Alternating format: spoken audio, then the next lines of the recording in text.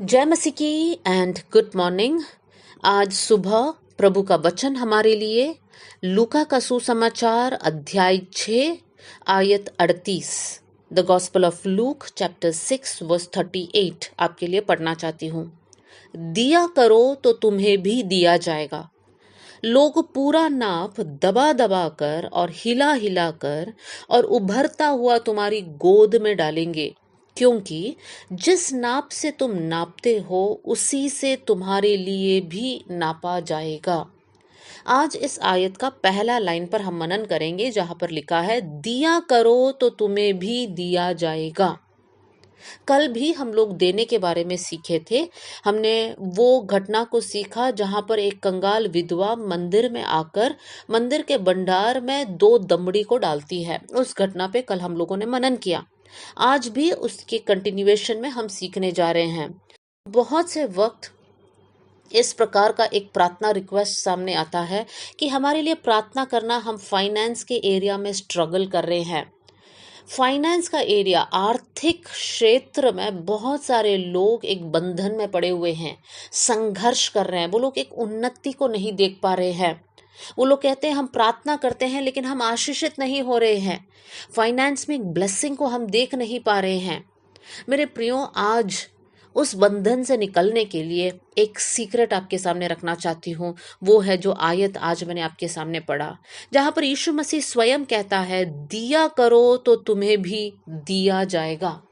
मेरे प्रियो, हम मसीही भाई बहनों को इस विषय पर बहुत इम्पोर्टेंस देना ज़रूरी है। हम लोग बहुत सारे एरियाज में महत्व देते हैं, जैसे पवित्र जीवन हो, प्रार्थना हो, वचन पढ़ना हो, हर एरिया में हम लोग महत्व देते हैं। लेकिन बहुत से वक्त हम देने के जो क्षेत्र है उसको हम लोग नज़रअंदाज करते हैं, हम इग्नोर कर देते हैं। लेकिन आज हम लोगों को ये समझना है, वचन हमें सिखाता है, ये हमारे लिए एक आज्ञा है कि दिया करो, हमें देना है।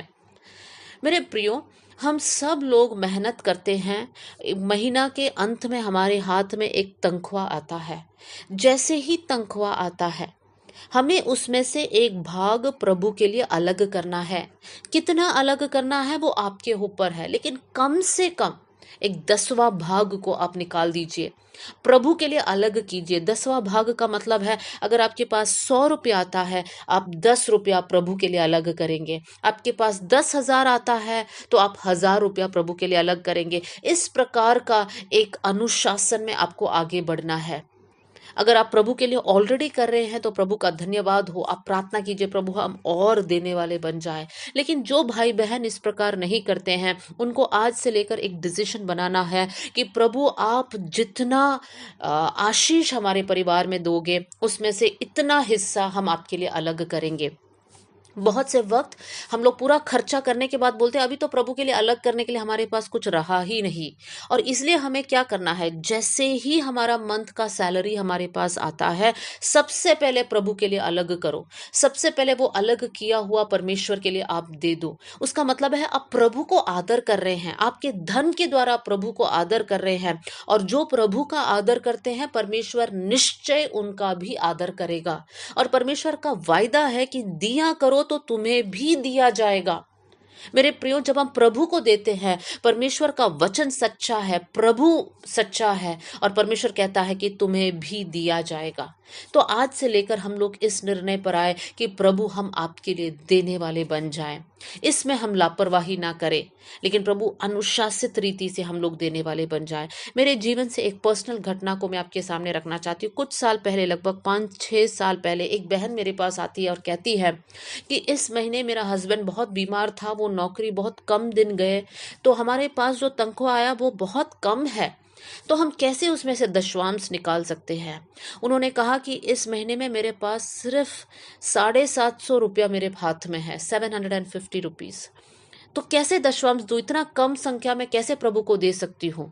मैंने कहा बहन, प्रभु कितना दे रहे हैं वो संख्या को नहीं देखते, वो अमाउंट को नहीं देख रहा है, लेकिन परमेश्वर ये देखता है कि उतने में भी क्या आप प्रभु को आदर कर रहे हैं या नहीं कर रहे हैं। वो बहन ने बात माना और उन्होंने उसमें से भी एक 10वां हिस्सा निकालकर प्रभु के लिए अलग किया। मेरे प्रियो, आज कुछ साल बाद उनका परिवार आशीषित परिवार है, क्योंकि वो लोग अनुशासित रीति से देने वाले लोग थे। आज दोनों हस्बैंड वाइफ काम कर रहे हैं, दोनों लोग आशीषित है, उनका परिवार आशीषित है। मैं क्या कहना चाहती हूँ, परमेश्वर ये नहीं देखता है कि हम ज़्यादा देते हैं या कम देते हैं, परमेश्वर ये देखता है कि हम कितना देते हैं। एक और आयत आपके सामने मैं रखना चाहती हूँ। दूसरा कोरिन्थियों 9वां अध्याय और उसकी 7वीं आयत, 2 कोरिन्थियंस चैप्टर 9 वर्स 7।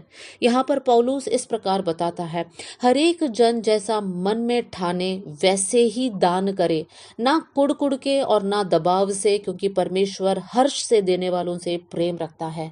मेरे प्रियो, जब आप डिसीजन बना रहे हैं कि हमें प्रभु के लिए कुछ अलग करना है, तो कैसे देना है, परमेश्वर हमारा मन को, हमारा एटीट्यूड को देखता है, हमारा मनसा सही होना चाहिए। वचन में लिखा है, जब तुम दान करे ना कुड़ के और ना दबाव से। मेरे प्रियो, दबाव में आकर नहीं देना, ना असंतुष्टि के साथ कुड़ के भी नहीं देना, लेकिन अगर आप दे रहे हैं हर्ष के साथ, आनंद के साथ देना, वहां पर परमेश्वर का आशीष आपके ऊपर उतर कर आता है। किसी के दबाव में आकर आप देते हैं तो वहां पर प्रभु का आशीष आपके ऊपर नहीं है, लेकिन जब आप देते हैं वो आपका प्रभु के प्रति प्रेम है, प्रभु के प्रति एक समर्पण वो दर्शाता है। मेरे प्रियो, आज हम लोग ये निर्णय ले, आइए हम लोग प्रार्थना करें। स्वर्गीय पिता, आज का वचन के लिए मैं धन्यवाद करती हूँ प्रभु। आपका वचन हमें सिखाता है कि दिया करो तो तुम्हें भी दिया जाएगा। प्रभु, हम लोग देने वाले लोग बन जाए परमेश्वर, कुड़ के और दबाव में नहीं प्रभु जी, लेकिन आनंद और हर्ष के साथ आपके राज्य की बढ़ोतरी के लिए हम लोग बोने वाले बन जाए परमेश्वर। अगर कोई भाई बहन ऐसा है जो आज तक प्रभु जी आपके लिए पैसे अलग नहीं किया है, तो आज ये वचन उनके अंदर कार्य करने पाए प्रभु जी। परमेश्वर आपके लिए अलग कर कर, आपके लिए, आपके राज्य की बढ़ोतरी के लिए देने वाले बन जाए कर मैं प्रार्थना करती हूँ प्रभु जी। जो परिवार आज एक फाइनेंस में, एक बंधन में पड़े हुए हैं प्रभु, उनका बंधन टूट जाए कर मैं प्रार्थना करती हूँ। उनके परिवार में आप आर्थिक रीति से एक आजादी को देना, एक आशीष को देना।